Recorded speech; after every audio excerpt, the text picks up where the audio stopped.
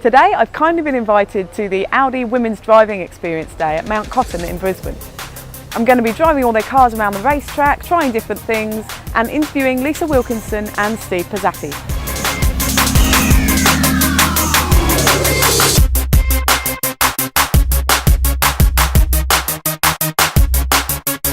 So Lisa, it's been a pleasure driving with you today. It's been so much fun, isn't Yeah, it? really good fun. And you're fantastic in the car as well. I do like driving. Yeah. I have right back until my early years as a teenager, and I was desperate to get my driving licence, and I literally got it at 16 years and 9 months, which is the day that you're allowed to go for your driver's test, and I got it first go, and that feeling of freedom that comes from getting out on the open road and, you know, having a, particularly with Audi, a beautiful piece of machinery at your beck and call, has never left me. You didn't start off with an Audi, did you? No. My very first car, which I saved up for when I was working part-time in a shoe store in Campbelltown in Sydney's western suburbs, was a Holden Gemini SLR coupe.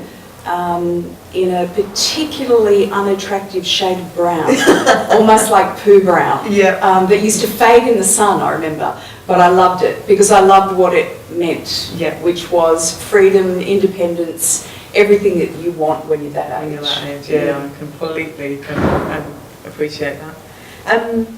Did it have a name? No, I didn't name it, but I did, for the only time in my life, get personalised number plates. And I can still remember the number plate, LW172. Oh. Yeah, it just burnt into my memory banks for some reason. I was so proud. Yeah, I think everyone can remember their first car number plate. I might start asking people. Yeah. It's an interesting one. Okay, so what inspired your career as a journalist? A mixture of things, really. I was always fascinated by news and current affairs. Even in the early years of high school, I used to read the newspapers every day. I watched, the Mike Willesee hosted a current affair, Bill Peach's This Day Tonight, Four Corners. I was just really interested in the way the world works and how the news cycle works. I can even remember being in high school, and it was year 8, and I've still got a project book where one of the assignments was to have a look at that day's newspaper headlines, which we had to cut out, and then we had to dissect what it was that the editor of that newspaper was wanting to evoke from that headline. And I came across this project book maybe about 5 years ago. I was surprised I still had it because, it's obviously in the deep recesses of cardboard boxes in our attic. And I was amazed at how much I got it from an early age about, the way we react to news and current affairs. But I also was a very avid reader of Dolly magazine in my teenage years, and I still have every single copy I ever bought. Oh, really? And so I wanted to become a journalist, and I knew that I had to get a cadetship if I wanted to have a proper career in journalism. But I also had this overwhelming desire to travel. And so I decided that I would finish year 12, hopefully get a really good pass, then go and do a year's shorthand and typing course, work for a year, save up, and then nick off to Europe for a couple of years with a group of girlfriends that I went through school with. The only problem was that plan worked, in terms of got an okay pass in year 12, tick, went to business college, tick, and the first day I looked for a job, I found under the letter D in the Women and Girls employment section of the Sydney Morning Herald a tiny little 3-line ad that said Dolly magazine is looking for a secretary, stroke editorial assistant, stroke Girl Friday, who is prepared to do absolutely anything. Phone Kathy on 699 3622. And you phoned that? I phoned Kathy that day. I was one of apparently 250 girls that did the same thing, and clearly had the same dreams and the same passion for Dolly as I had. Somehow I got the job, And from that first moment that I walked into the office, I knew what I wanted to do. Wow, that's fantastic. And it was not easy a year later, because 6 months into that role, I got a cadetship at Dolly. And 6 months after that, the editor left, the deputy editor became the editor, and somehow I became deputy editor. Wow. And then a year after that, that new editor left to go to Europe, ironically enough. To do the trip you wanted to do. And I had to meantime farewell my girlfriends because they went to Europe. But I sort of figured the sorts of opportunities that I was being given might not always be around, but I figured Europe wasn't going anywhere. So I'd get to that eventually. Have you got to it yet? Oh yeah, many Good. times, many times. So it was just I found my passion early. That's fantastic. So you have 3 beautiful children. I do. And they're grown up, as I understand. 25, 23, 21. Wow, so they'd all be driving themselves. Yes, yes they are. And did you work while they were young? Yeah, I gave up full-time work when I was just about to have my second child. So I'd been editing Clio for the previous 10 years. And as much as I loved what I was doing, when I got to that 10-year mark and we just discovered we were pregnant, I thought I could do this job for another 10 years. But my babies won't always be babies. That's right. And so I decided to give up full-time editing. And bizarrely enough, it was not long after that, so I was on 12 months maternity leave, that I got a call from the guy who had just started up Foxtel in Australia, and he wanted to start up a new incarnation of a show that I'd watched as a little kid, because my mother watched it, called Beauty and the Beast, which was pretty much a daytime women's program where one man read out letters and often dilemmas from viewers, and 4 women got to look down the barrel of the camera and give advice, give their opinions. And what I loved about it, it was really the only place on Australian television where you got women of all ages, shapes, sizes, sexualities, ethnicities, belief systems, political persuasions, to have their say. And even though I'd been interviewed many, many times as the editor of Dolly and then as the editor of Clio, I'd never looked down the barrel of the camera to an audience. And I just thought, oh, well, I'm on maternity leave. I'll give this a go. It's a 6-week run. One day I can say, you know, I worked on a TV show, which was not anything I was ever heading towards. I had no ambition in that direction at all. And we did it for 6 weeks and it was incredibly popular. Really? And then they called us back for another series, by which time I got to the end of my 12-month maternity leave. We wanted more babies, and I just thought, I like the idea of mixing it up. So I could sort of set largely my own rules and hours and fit everything around kids and childcare, and my husband does lots of different things. So I had this lovely mix of being there for my kids, but also mentally still exercising this muscle, but doing it on my terms. And I'm very lucky that I work in an industry where that was possible. But I was also prepared to challenge myself, and I think sometimes it's important, if you want to keep growing, that you keep challenging yourself, do things you've never done before, and you may screw up horribly, but you won't die wondering. And I never want to die wondering. Out of your comfort zone like today. I love that feeling. It's fantastic. And what do your children say about your work and your career and the fact that you were a working mum? They've never known anything else. So to them that's just normal, and most of the kids they went to school with, they have working mums as well.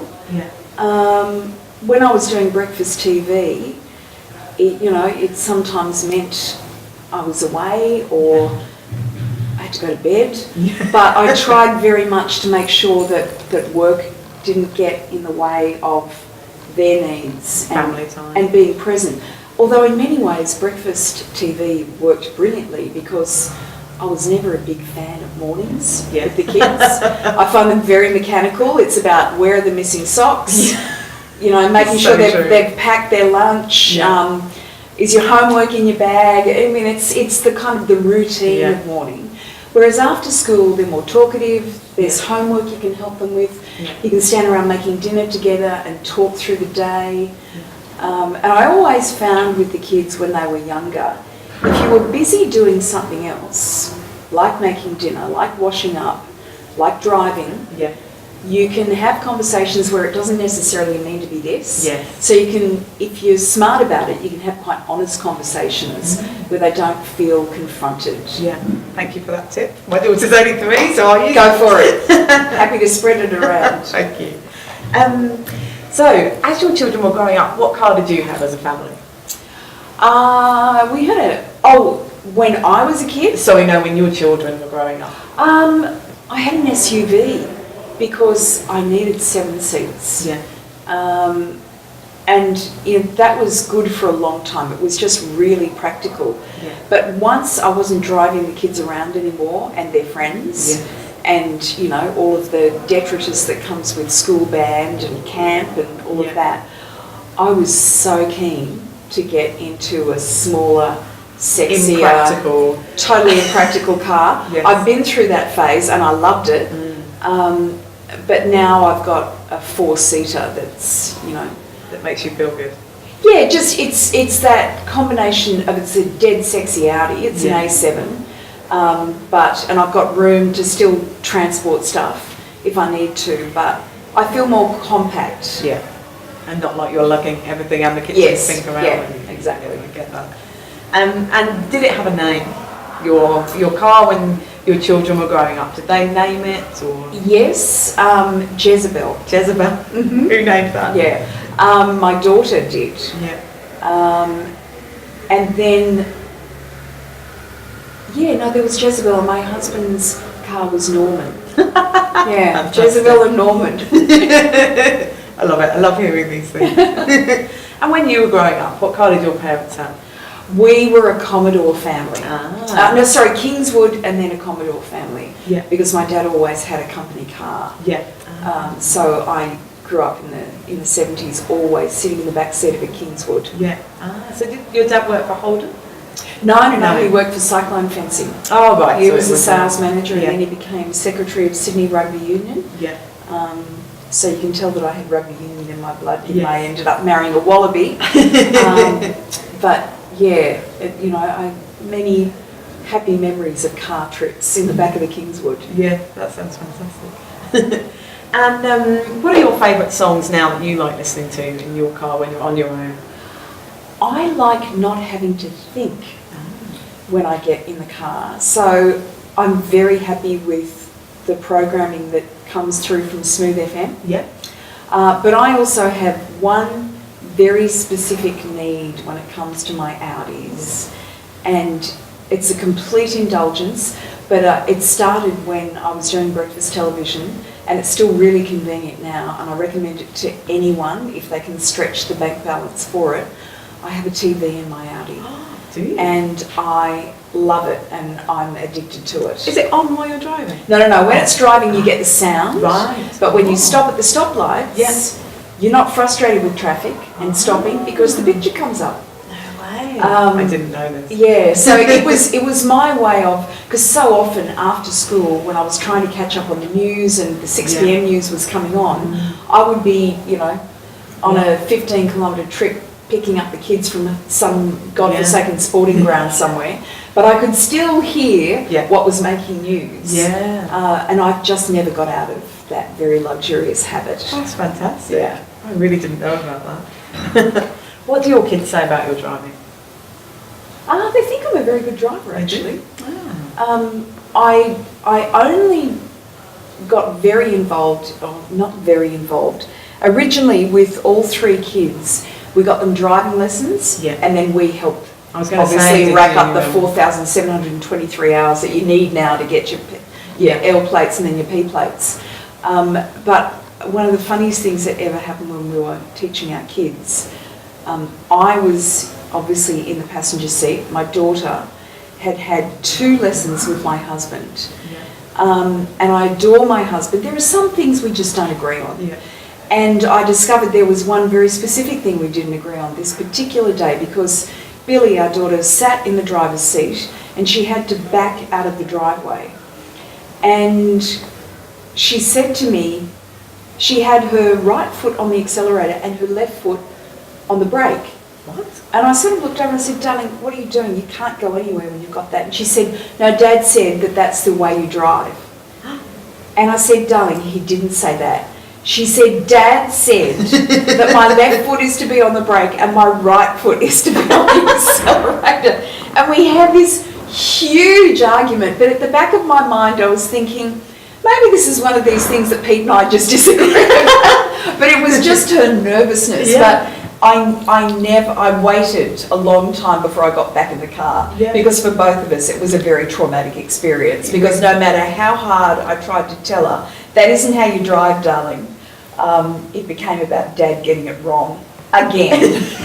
Does she still drive with her left? No. She laughs about it now. Yeah. She worked out very quickly. You cannot drive because you're operating. Yeah. Have you ever tried it? I have tried doing that. Oh, really? Yeah, and you can't control it as gently as you would with your right. You really stomp in the car. Yeah, they're The totally, competing things in your left and right side of the brain. Yeah, it's funny. Do you let your children drive your Audi? No, none of them are allowed to touch it. Because I said to them, if you ding it, you're not covered, so it's your bill. So they don't. That's good. Do the three of them, do they all drive? Yeah, they all driving. Yeah, they love driving. Yeah, they're like their mother. Yeah, couldn't wait to get their license. Oh, that's good. And they all like exploring and adventuring and their freedom in the world as well. Yeah, I think it's a sign of that love of independence, Yeah. which is something you want to have Yes. in your kids. You don't want to let them spirit. go, but at the same time you want them to have But it. parenting is the process of every day, just making the leash a little bit longer. Yeah. Like a dog extension. Exactly. If you could wake up on Mother's Day with any car, what would it be? Probably the R8. Yeah. Me too. Having just got in it and been a passenger. In fact, no, I drove it. So that was fun. That felt really good. And what does Mother's Day look like for you? Well, I'll be hosting the Sunday Project on Mother's Day. So I kind of miss out on Mother's Day, but that's okay, I feel very blessed to be even able to call myself a mother and to have 3 such incredible kids. So, they do enough to give me joy. The other 364 days of the year. So, I never take for granted the fact that I was lucky enough to have 3 very healthy kids. That's fantastic. Thank you very much for your time. Pleasure. Thank you.